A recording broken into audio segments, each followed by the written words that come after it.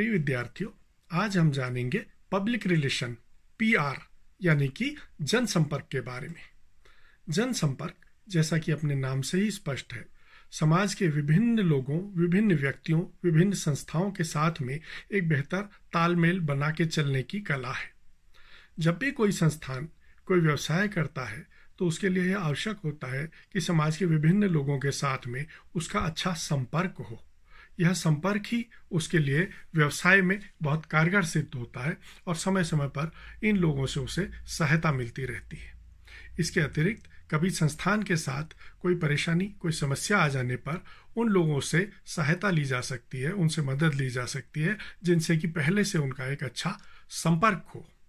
इस बात को बहुत ही साधारण शब्दों में आप इस प्रकार भी समझ सकते हो कि जब विद्यालय में पढ़ने वाले विद्यार्थियों का अपना एक आपस में दायरा होता है, दूसरे विद्यार्थियों के साथ में उनके दोस्ताना ताल्लुकात होते हैं, तो उसका उन्हें समय समय पर लाभ मिलता है।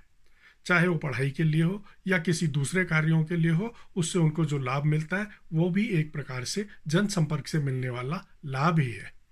लेकिन जब कोई व्यवसाय करते हैं तो उसमें अनेक समय पर कई प्रकार की क्लिष्टताएं, कई प्रकार की पेचीदगियां भी आती हैं और इन समस्याओं से राहत पाने का, इनका निदान करने के लिए जनसंपर्क एक बहुत ही प्रभावी टूल होता है। जनसंपर्क की शुरुआत 19वीं सदी में 1920 के आसपास हुई थी और यह एक नई कला, नई विधा है जो कि एक प्रकार का आर्ट और एक प्रकार का साइंस दोनों ही है। इसका जनक एडवर्ड बर्नेस को माना जाता है, जो कि एक अमेरिकन नागरिक थे। इसके साथ ही कुछ लोग आईवी ली को भी इसका श्रेय देते हैं कि उन्होंने इसकी शुरुआत की कि किस प्रकार से बेहतर जनसंपर्क के साथ दूसरे लोगों के साथ बेहतर तालमेल बनाने कर चलने से अपनी विभिन्न प्रकार की समस्याओं का निराकरण किया जा सकता है और अपनी एक बेहतर छवि बनाई जा सकती है।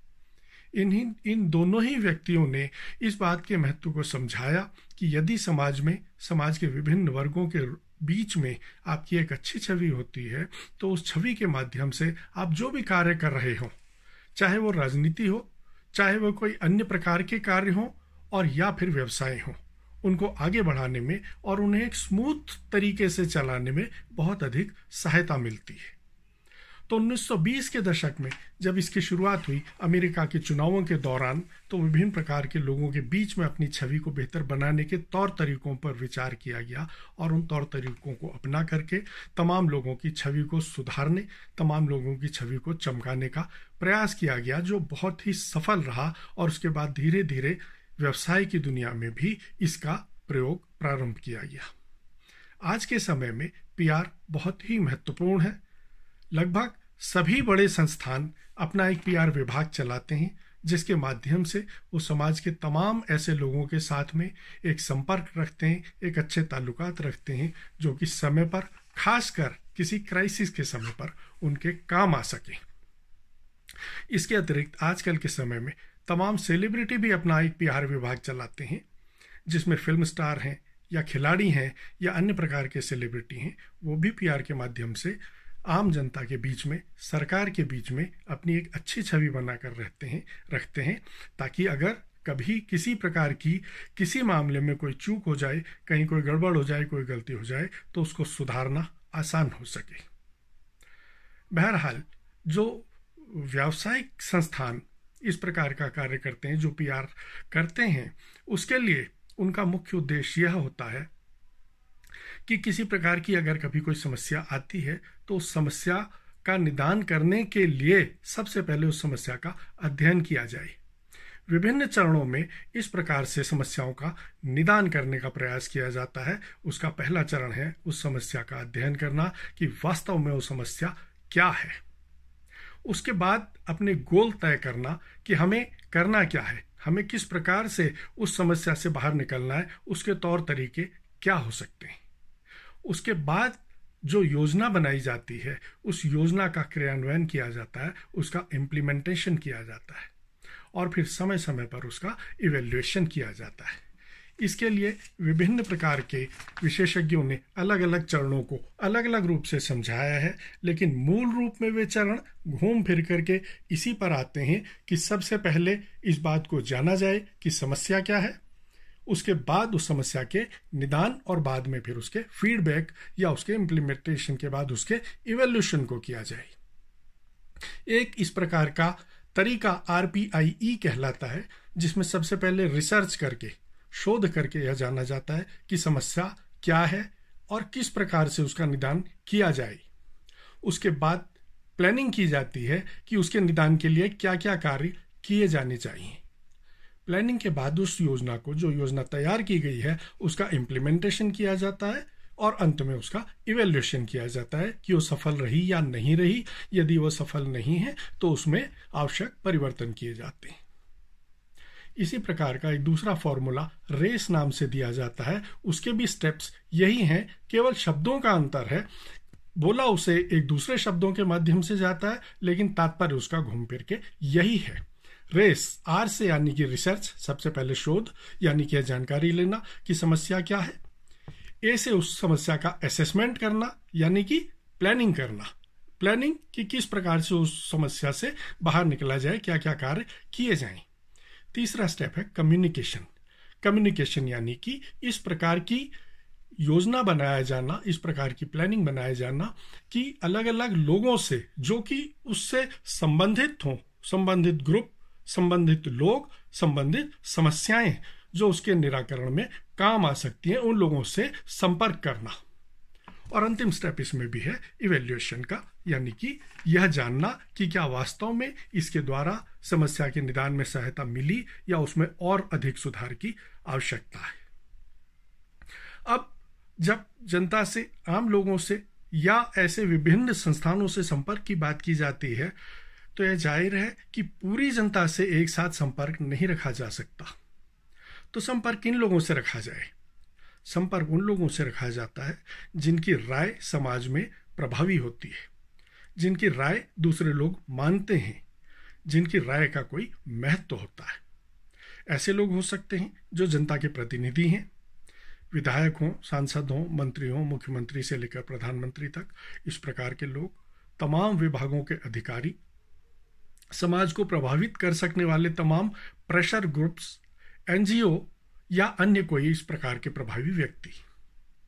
और इसके अतिरिक्त मीडिया एक सबसे बड़ा ऐसा संस्थान है जिसके माध्यम से आम जनता से या आम जनता के प्रतिनिधियों के साथ संपर्क और संवाद किया जा सकता है। तो मीडिया अपने आप में एक ऐसा टूल है जो कि PR में बहुत ही अधिक महत्वपूर्ण होता है। यदि किसी संस्थान पर कुछ लोगों के द्वारा कोई आरोप प्रत्यारोप लगाए जाते हैं और उसकी कोई शिकायतें की जाती हैं और उसकी छवि इससे खराब होती है और वो अपनी छवि को समाज में सुधारना चाहते हैं, तो जाहिर है कि वो समाज के प्रत्येक व्यक्ति के बीच में जा करके अपनी छवि नहीं सुधार सकते। इसके लिए सबसे बेहतरीन तरीका यही है कि वे मीडिया के माध्यम से अपने ऊपर लगे हुए आरोपों को या जो भी बातें, उन शिकायतें उनकी की गई हैं, उनका जवाब दे सकें। तो इसके लिए PR के लिए सबसे अधिक महत्वपूर्ण यह है कि वो मीडिया के साथ एक बेहतर संपर्क बनाकर रखे। आमतौर पर PR अधिकारी जो होता है किसी भी संस्थान के लिए, उस संस्था का फेस होता है मीडिया के लिए। तो किसी संस्थान का मीडिया के लिए जो फेस है वो PRO कहलाता है, यानी कि जिस व्यक्ति के माध्यम से हम उस संस्था के संपर्क में रहते हैं या वह संस्था जिस व्यक्ति के माध्यम से मीडिया के संपर्क में रहती है, वो PRO यानी कि पब्लिक रिलेशन ऑफिसर कहलाता है। जैसा मैंने आपको बताया, आजकल के समय में PRship का बहुत अधिक महत्व है। जब अच्छे समय में कोई संस्थान विभिन्न लोगों के साथ अच्छे संपर्क बना करके रहता है, तभी बुरे समय में वे लोग उसके काम आ सकते हैं। जो मैंने आपको एक दोस्ती का उदाहरण दिया कि आपकी अनेक लोगों के साथ में विद्यार्थियों की दोस्ती हो सकती है, लेकिन कि संकट के समय कौन उनके काम आएगा? वही आएगा जो कि उनका निकट का मित्र होगा। जिसके साथ उन्होंने अच्छा समय गुजारा होगा, जिसके साथ अच्छे समय पर उन्होंने निस्वार्थ भाव से उसको समय दिया होगा और उसके साथ अच्छा वक्त बेहतर गुजारा होगा और स्वयं भी समय समय पर उसका साथ दिया होगा, ऐसा व्यक्ति संकट के समय आपके साथ सबसे पहले आएगा। कई बार यह होता है, कोई संस्थान अगर उसके ऊपर किसी प्रकार के आरोप लगे हों और उसका जनसंपर्क अच्छा न हो, समय समय पर समाज के तमाम प्रभावी लोगों से उसने प्रभावी तरीके से, अच्छे तरीके से, बेहतर तरीके से तालमेल बनाते हुए संवाद ना किया हो और उसके ऊपर जो शिकायतें आई हों, अगर वो केवल शिकायत के वक्त उनके पास जाता है तो उसकी शिकायतों पर उतना गौर नहीं किया जाता। लेकिन अगर आपके संबंध पहले से बेहतर बने हुए होते हैं तो आपकी शिकायतों को प्राथमिकता दी जाती है, आपकी बात को प्राथमिकता के साथ सुना जाता है। तो अपनी उन समस्याओं के निराकरण के लिए जो अभी आई नहीं है, जो अनदेखी समस्याएं हैं, जिनका अभी आपको ठीक से पता नहीं है, ऐसी समस्याओं, ऐसी क्राइसिस से निपटने के लिए तैयारी करना ही अपने आप में पीआर कहलाता है कि आप उस स्थिति के लिए तैयार रहते हैं कि अगर कभी कोई परेशानी, कोई क्राइसिस आपके संस्थान के समक्ष आती है तो विभिन्न समाज के जो लोग हैं, जो प्रभावी लोग हैं, जो समस्या के निराकरण में आपका साथ दे सकते हैं, वो आपका साथ दें। यदि उससे पहले से आपने उनके साथ में कोई संपर्क नहीं रखा है तो वे भला आपका साथ क्यों देंगे। अब मीडिया का रोल जो है पीआर में बहुत अधिक महत्व है, क्योंकि समय समय पर यदि मीडिया के माध्यम से आपके संस्थान की एक बेहतर छवि बनती रहती है और समाज में आम तौर पर आपकी अच्छी छवि होती है तो लोग कभी कोई गलती या छोटी मोटी कमी होने पर उसको आसानी से नज़रअंदाज कर देते हैं। दूसरी तरफ यदि आपकी छवि पहले से ही खराब है तो कोई छोटी मोटी गलती भी अगर आपकी तरफ से हुई है तो उसे तमाम लोग बड़ा बना करके प्रस्तुत करने का प्रयास करते हैं। तो मीडिया से संबंध बनाए रखने के लिए किसी संस्थान के लिए जो आवश्यक टूल माने जाते हैं उनमें प्रेस रिलीज हैं, यानी कि आप प्रेस रिलीज के माध्यम से मीडिया को अपने संस्थान के कार्यों के बारे में समय समय पर अवगत कराते रहते हैं। प्रेस कॉन्फ्रेंस है, प्रेस कॉन्फ्रेंस के माध्यम से पत्रकारों को आमंत्रित करके उनसे एक व्यक्तिगत संबंध स्थापित करके उन्हें अपने संस्थान के बारे में जानकारी देते हैं। आपके हाउस जनरल्स जो होते हैं उनके माध्यम से भी आप मीडिया को जानकारी दे सकते हैं समय समय पर कि विभाग की क्या प्रगति चल रही है, विभाग में क्या क्या अच्छे कार्य हो रहे हैं, समाज के लिए विभाग किस प्रकार से योगदान कर रहा है। ये तमाम जानकारियां भी आप हाउस जनरल या अन्य इन माध्यमों से दे सकते हैं। तो ये मीडिया के साथ आपके तालमेल के टूल के रूप में कार्य करते हैं। इसके अलावा तमाम लोगों के साथ संबंध बनाए रखने के लिए आप वक्त पर उनके साथ अलग किस्म की कॉन्फ्रेंसेस जो कि सीधे प्रेस कॉन्फ्रेंस से जुड़ी ना हो, केवल इस बात के लिए कि आप अपने संस्थान की जानकारी उनको इस बात के लिए देना चाहते हैं कि भविष्य में जब कभी वे कोई समाचार बनाएं तो उस समय उन्हें आपके विभाग के बारे में जानकारियां रहें और उन्हें पता रहे कि यह संस्थान किस प्रकार का कार्य कर रहा है, किस प्रकार की यहाँ सुविधाएं हैं और किस प्रकार से इसने आज तक का अपना सफ़र तय किया है। मीडिया को इस प्रकार की जानकारियां समय समय पर देते रहना, जो कि भले ही उस समय पर न्यूज़ के रूप में आवश्यक न हो लेकिन भविष्य में वो न्यूज़ के रूप में काम आ सकें, यह भी पीआर का एक प्रभावी तरीका हो सकता है।